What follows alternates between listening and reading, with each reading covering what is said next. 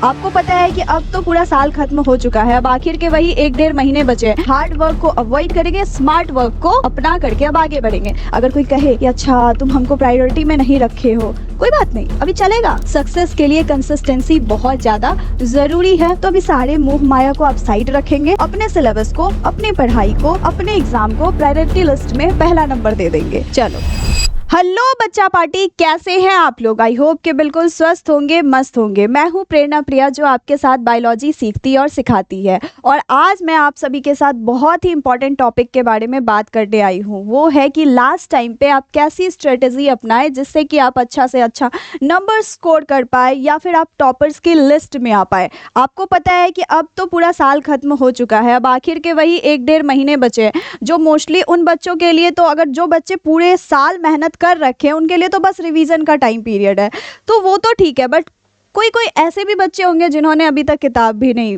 पलटी है, तो दोनों ही बच्चे इस पूरी वीडियो को देख सकते हैं। इस स्ट्रेटजी के साथ आप अच्छा नंबर स्कोर कर सकते हैं, टॉपर्स की लिस्ट में आ सकते हैं। तो चलिए आज इस इम्पॉर्टेंट टॉपिक पर बात कर ही लेते हैं, ठीक है। सबसे पहले ध्यान रखो, अगर हम प्लानिंग की बात करते हैं ना, तो प्लानिंग में ना सबसे पहले तो आपको अगर सिलेबस की बात करें, पढ़ाई की बात करें, तो ये कोई फिजिकल वर्क नहीं है ना, ये फिजिकल वर्क नहीं है। तो जब हमेशा हम कहते आए हैं, पिछले 1 साल से हम जब भी आप लोगों से बात किया तब से ये बात कहते हैं कि भाई हार्ड वर्क बहुत अच्छी चीज़ है, पर जब आप फिजिकली काम नहीं कर रहे हैं तो स्मार्ट वर्क अगर आप इंक्लूड करते हैं तो वो आपके काम को और परफेक्ट बनाता है। और स्मार्ट वर्क हमेशा ही चीज़ों को बेहतर बनाया है।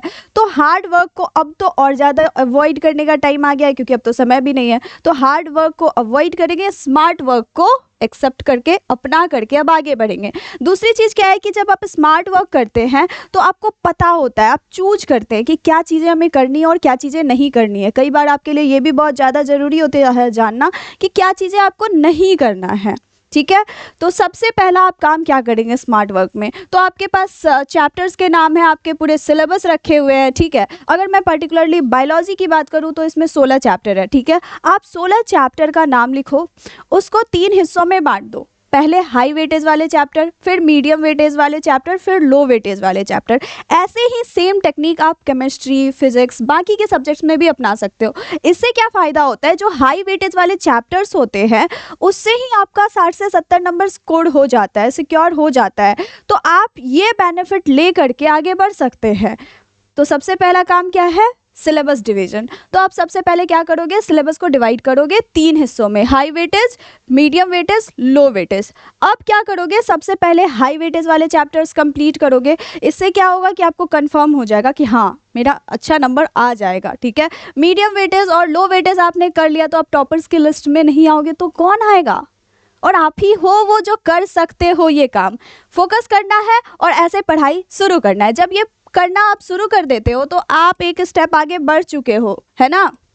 देखो, जो हाई वेटेज वाले चैप्टर्स होते हैं ना, वो हर साल दोहराते हैं, रिपीटेड क्वेश्चंस उससे आते हैं। तो आप समझ रहे हो, ये अगर देखा जाए तो ये प्रायोरिटी लिस्ट में सबसे पहले होनी चाहिए। क्यों होनी चाहिए? क्योंकि भाई नंबर्स तो हमें यही दिलाएंगे ना। अब मोह माया तो दिलाने वाला है नहीं नंबर्स। तो अभी सारे मोह माया को आप साइड रखेंगे, अपने सिलेबस को, अपनी पढ़ाई को, अपने एग्ज़ाम को प्रायोरिटी लिस्ट में पहला नंबर दे देंगे। अगर कोई कहे कि अच्छा तुम हमको प्रायोरिटी में नहीं रखे हो, कोई बात नहीं, अभी चलेगा। अगर टॉपर बन जाएंगे, अच्छा नंबर ले आएंगे, तो सारा मोह माया त्यागने का जो दुख है ना वो भी ख़त्म हो जाएगा, ठीक है। अगर दुख होता है तो खैर, दुख तो होना नहीं चाहिए क्योंकि आप एग्ज़ाम के बहुत ज़्यादा करीब है, तो कम समय में आपको ज़्यादा मार्क्स मिल सकता है। एग्ज़ाम पैटर्न बहुत अच्छे से समझ आता है। और स्मार्ट प्लानिंग के लिए ये कहते हैं ना कि बेस्ट फाउंडेशन जो होता है वही बेस्ट इमारत बनाता है, ठीक है। तो ये आपका फाउंडेशन है जो कि आपको बेस्ट देना है तो देना है। अब देखो, जो टाइम बचा है हमारे पास, 60 डे तो अब बचे नहीं है, ठीक है। 60 डे नहीं बचे हैं, 45 to 50 डेज बचे हैं, ठीक है। तो 45-50 दिन की जो प्लानिंग होनी चाहिए, इसमें आपको ध्यान रखना है कि पहले थ्योरी को पढ़ना है, फिर प्रैक्टिस करना है, ठीक है। प्रैक्टिस बहुत ज़्यादा ज़रूरी है। कई बार क्या होता है, बच्चे सिर्फ क्लास देखते हैं, क्लास देखते देखते एकदम मस्त नींद भी मार लिए। हाँ ठीक है, पर ये इंटरटेनमेंट नहीं है जिसको आप देखते देखते आराम कर ले। आपका होना चाहिए कि जब आप पढ़ाई कर रहे हैं तो आपका हाथ चलना चाहिए, क्योंकि जब आप लिखते हो और पढ़ते हो, ये दोनों काम एक साथ करते हो, तो आपको वो चीज़ें, अगर आपको 50% समझ में आ रही है तो 100% समझ में आएगी, सीधे दुगुना हो जाता है। तो इस चीज़ का बहुत अच्छे से ध्यान रखना है। पहले थ्योरीज कंप्लीट करनी है, फिर सेकेंड हाफ में प्रैक्टिस और रिवीजन करना है। अब देखो सबसे पहले करना क्या है, रिवीजन में क्या होगा, जैसे आपने थ्योरीज कंप्लीट कर ली, आपने सारे कंसेप्ट समझ लिए, सारे कंसेप्ट आपके क्रिस्टल क्लियर हो गए, तब आपको करना है उनके क्वेश्चंस। क्वेश्चंस के लिए आपके बहुत सारे ऑप्शंस हैं, प्रीवियस ईयर क्वेश्चंस हैं, मॉडल पेपर्स हैं, है ना, सैम्पल पेपर्स है, ये सारी जगह ऐसे ही कि जहाँ पर आपको बहुत सारे क्वेश्चंस मिल जाते हैं, ठीक है। और ये सारे क्वेश्चंस तो हम भी करवा रखे हैं इसी चैनल पे, प्रीवियस ईयर क्वेश्चंस चल रहे हैं, क्विक रिवीजन हम करवा रहे हैं, साथ में मॉडल पेपर पूरा सॉल्व करवाया हुआ है। तो अगर आप देखना चाहो तो इसी चैनल पे आपको सारा वीडियोस मिल जाएगा, समझ रहे हो। पिछले 15 साल में जो क्वेश्चंस आए हैं वो सारे क्वेश्चंस, मॉडल पेपर जो इस साल इशू हुआ है वो सब, तो वहाँ से आप क्या करोगे, सबसे पहले क्वेश्चंस प्रैक्टिस करोगे, ठीक है। अब जब ये क्वेश्चंस प्रैक्टिस कर लेते हो ना, तो आपको एक चीज़ बहुत अच्छे से समझ में आती है कि कितनी चीज़ें आपकी क्रिस्टल क्लियर है और कहाँ आपका वीक पॉइंट है, कौन सी ऐसी चीज़ें हैं जो अभी भी आपको नहीं आ रही है, आंसर करने में आप रुक जा रहे हो, तो वो वीक पॉइंट को पकड़ लोगे। उस वीक पॉइंट को सुधारने के लिए अभी समय है आपके पास, आप उस वीक पॉइंट को सुधार सकते हो। उस वीक पॉइंट पे आप ज़्यादा मेहनत करोगे एग्ज़ाम से पहले तक, है ना। और पूरा सिलेबस कम से कम ऐसा होना चाहिए कि अभी से लेकर के 1 महीने में आप अच्छे से ख़त्म कर दो। बाकी का बचा जो 15 दिन होता है उसमें सिर्फ आपको रिवीजन करना है। ऐसे इतना हो जाना चाहिए कि आधे घंटे 1 घंटे में आप एक चैप्टर को रिवीजन कर लो, है ना। वन शॉट कहते हो ना, वन शॉट कहते हो, तब आप पढ़ लेते हो 1 घंटे में एक चैप्टर। अगर आप खुद से उसी चैप्टर को रिवीजन करोगे तो आप सोचो उसमें और कितना कम समय लगेगा। तो इस तरीके से अगर आप सारे सब्जेक्ट को टाइम बाउंड कर देते हो कि हाँ 24 घंटे का हमारा समय है, इसमें हम कैसे 2 घंटे फिजिक्स को भी देना है, केमिस्ट्री को भी देना है ना, आपको मैथ्स को भी देना है अगर आपने मैथ्स ले रखा है, बायोलॉजी है, फिर हिंदी है, इंग्लिश है, हर सब्जेक्ट को आपको प्रॉपर समय देना पड़ेगा। जब आप समय दोगे तो आप अच्छा नंबर्स लाने से कौन रोक सकता है भाई, कोई नहीं रोक सकता है, ठीक है। बहुत इंपॉर्टेंट होता है अब इन सब में नोट्स। तो जब आप पढ़ोगे तो आप नोट्स बनाओगे, ठीक है। नोट्स हम भी प्रोवाइड करते हैं, शॉर्ट नोट्स भी प्रोवाइड कर रहे हैं, लेकिन एक नोट्स होता है जो कि सबसे बेस्ट होता है। वो नोट्स होता है हर एक इंडिविजुअल का अपना पर्सनल नोट्स, वो बच्चे खुद बनाते हैं। एक पेज में जितना ज़्यादा से ज़्यादा कंटेंट होता है वो डाल देते हैं। वो कैसे, क्योंकि उनको पता होता है कि वो अगर एक एरो मार्क भी किए हैं तो उसके पीछे एक मतलब है, और एरो मार्क के बाद जो चीज़ें लिखी है ये उस पर्टिकुलर टॉपिक से रिलेटेड है। तो वो एक शॉर्टेस्ट नोट्स जो होता है वो बनाना आपको आना चाहिए, और वो बना लो, है ना। जैसे मैं अपनी बात करूँ तो जब मैं भी पढ़ती थी तो ये करती थी। इससे क्या होता है, आपका एक पेज में बहुत ज़्यादा कंटेंट और बहुत इजीली सारी चीज़ें आप फिक्स कर लेते हो। तो लास्ट टाइम पे जब आप एग्ज़ाम से पहले सोचोगे रिवीजन करना, तो आपका पॉसिबल नहीं है ना कि आप पूरी एनसीईआरटी रिवीजन करो। तो आप क्या करोगे, फटाक से वो शॉर्टेस्ट नोट्स निकालोगे और फटाक से आप जल्दी जल्दी एक बार रिवीजन करके निकल लोगे। तो ये बेस्ट होता है, ये बेस्ट होता है। प्लस क्लीन होना चाहिए, एग्ज़ाम टारगेटेड नोट्स होने चाहिए।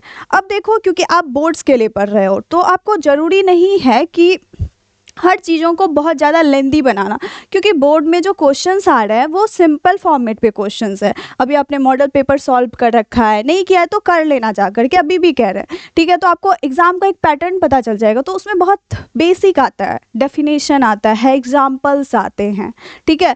तो बहुत लेंदी नहीं किया जाता है क्वेश्चंस को वहाँ पे। तो आपको पहला काम है कि आपको डेफिनेशंस अच्छे से आने चाहिए, है ना, उस पर्टिकुलर टॉपिक के, जिस भी पर्टिकुलर टॉपिक को आप पढ़ रहे हैं, चाहे आप जीन थेरेपी पढ़ रहे हैं, चाहे आप जेनेटिक कोड पढ़ रहे हैं, कुछ भी हो, ठीक है।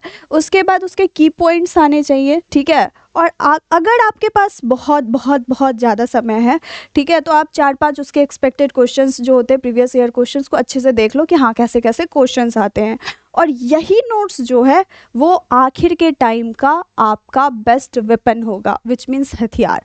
अब हथियार का मतलब तलवार चाकू नहीं होता है, क्योंकि आप पढ़े लिखे हो और पढ़ रहे हो, तो आपके लिए हथियार आपकी कलम और आपका कॉपी, है ना, नोट्स, यही है, ध्यान रखो, ठीक है।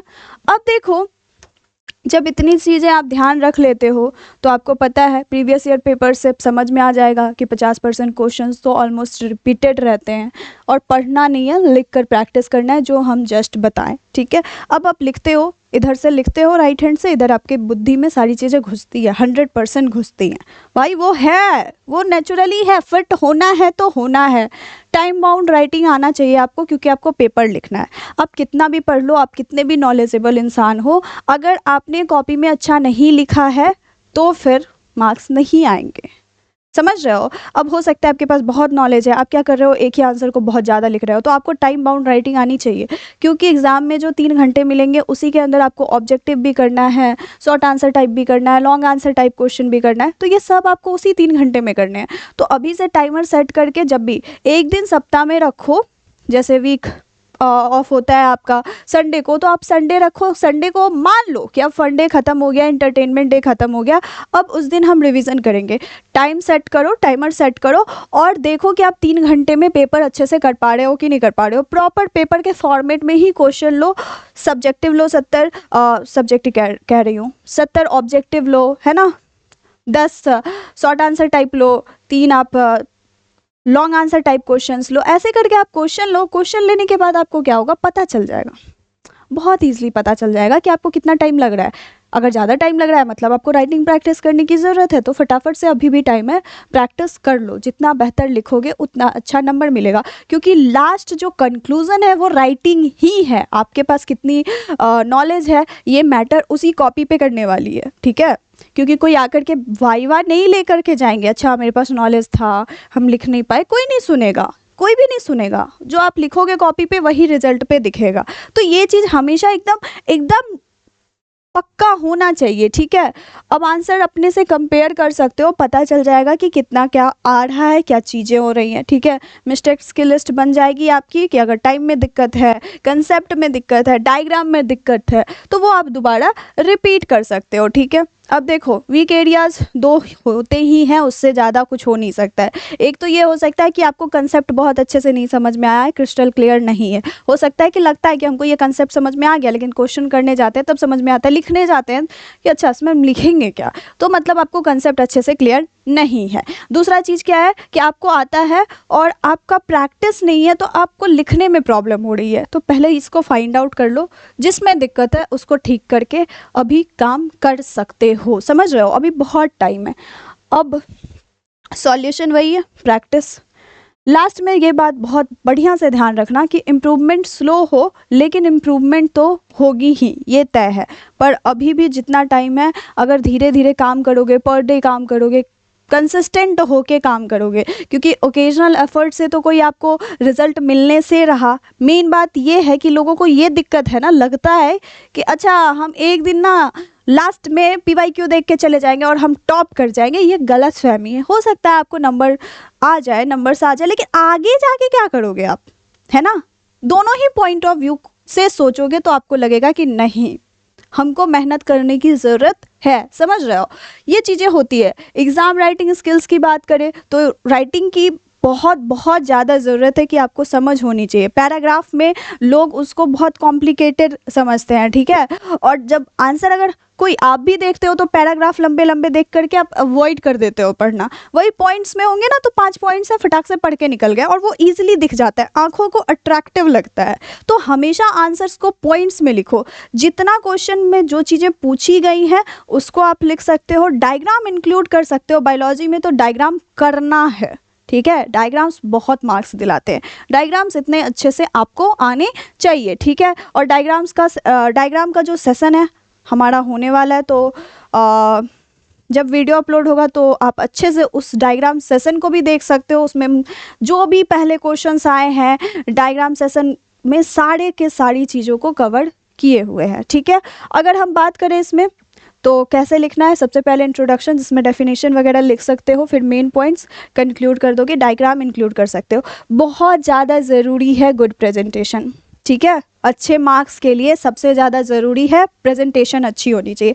अब बहुत लोग कहेंगे सूरत से क्या फ़र्क पड़ता है, सीरत अच्छी होनी चाहिए। नहीं बाबू, ऐसा कुछ नहीं है, ठीक है, प्रैक्टिकल रहो। जिंदगी में ना बहुत सारे वाक्या ऐसे मिलेंगे तुम्हें जो कि बस वाक्या होते हैं।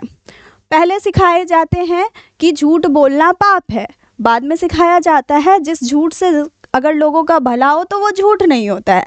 तो ऐसे बहुत सारे वाक्या मिलते हैं, तो कुछ वाक्या से आपको दूर भी रहना है, समझ रहे हो।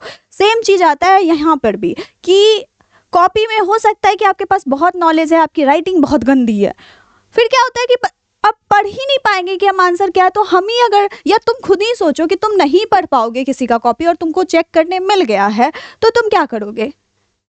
काट खुट के रख दोगे कॉपी को, 2-4 नंबर दे दोगे, बस यही होता है। तो गुड प्रेजेंटेशन बहुत ज़्यादा ज़रूरी है। अब 2 बच्चा कहीं खेल रहा है, एक बच्चा मिट्टी लगा हुआ है, एक बच्चा बहुत सुंदर प्यारा सा है, तो कोई इंसान आएगा तो किस बच्चे को गोद में उठाएगा? वही बच्चे को जो कि एकदम साफ सुथरा है, ठीक है। और वो जो मिट्टी लगा हुआ बच्चा है वो अपने माँ बाप के लिए तो बहुत प्यारा होगा क्योंकि वो उनका खुद का बच्चा है, लेकिन बगल वाला, तो यही होता है। जितना अच्छा प्रेजेंटेशन लोगों को उतना ज़्यादा अट्रैक्ट करता है, ठीक है। तो ये अट्रैक्टिव प्रेजेंटेशन आपकी होनी चाहिए और ये नंबर्स बहुत दिलाते हैं। अब देखो, मान लो कि आप 1 नंबर का आंसर लिखे, फिर यहाँ आंसर ख़त्म हुआ, यहाँ पे डबल लाइनिंग कर दिए, फिर दूसरे नंबर का आंसर स्टार्ट किए, ये सब कॉपी को अट्रैक्टिव बनाता है। इधर लाइन छोड़ दिया, इतना नहीं, ये कुछ ज़्यादा हो गया, ठीक है ना। यहाँ पर आप आंसर लिख रहे हो, तो ये सब आपके कॉपी को ज़्यादा अट्रैक्टिव बनाता है और ऐसे ही आप काम करके फिर अच्छा नंबर स्कोर कर सकते हैं। रिवीजन की टेक्निक होती है, 3 लेयर्स में आप रिवीजन करोगे, है ना। पहले पूरा चैप्टर पढ़ोगे, उसका रिवीजन करोगे, जैसे आप पहले वीक में काम करोगे तो जो चैप्टर्स आप कंप्लीट करोगे संडे को उसका रिवीजन करोगे। फिर जब आप सारे चैप्टर्स कंप्लीट कर लोगे तो सबके शॉर्ट नोट्स का रिवीजन करोगे, ठीक है ना, नोट्स का रिवीजन करोगे, फिर इंपॉर्टेंट क्वेश्चंस देखोगे। तो इससे क्या होता है कि एग्ज़ाम से पहले ही आपका सिलेबस 2-3 बार कवर हो जाता है और ये एग्ज़ाम में बूस्टर का काम करता है, ठीक है। और हम पहले भी बताए हैं, अभी भी बता रहे हैं कि सक्सेस जो है वो ओकेजनल एफर्ट पे नहीं बनता है, उसके लिए कंसिस्टेंसी बहुत ज़्यादा ज़रूरी है। आज से लेकर के मेहनत करो, अंतिम दिन तक मेहनत करो। 2 फेब को आपका एग्ज़ाम है।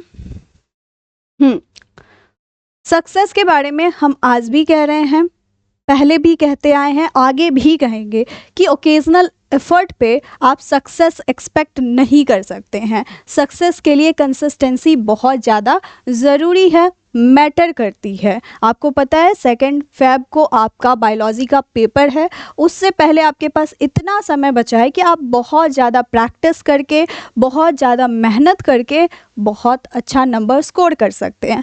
बाकी हम हमेशा से कहते आए हैं, आज भी कह रहे हैं कि मुझे आप सबों पे बहुत ज़्यादा भरोसा है, आपके स्ट्रेंथ पे भरोसा है, आप कर सकते हो। तो मेरे गदाधारी भीम, उठ जाओ, अभी भी जाग जाओ और लग जाओ मेहनत में, क्योंकि अब अंतिम घड़ी आ गई है। अब अगर नहीं जीतेंगे तो कब जीतेंगे?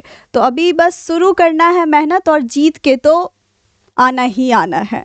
चलो, थैंक यू सो मच।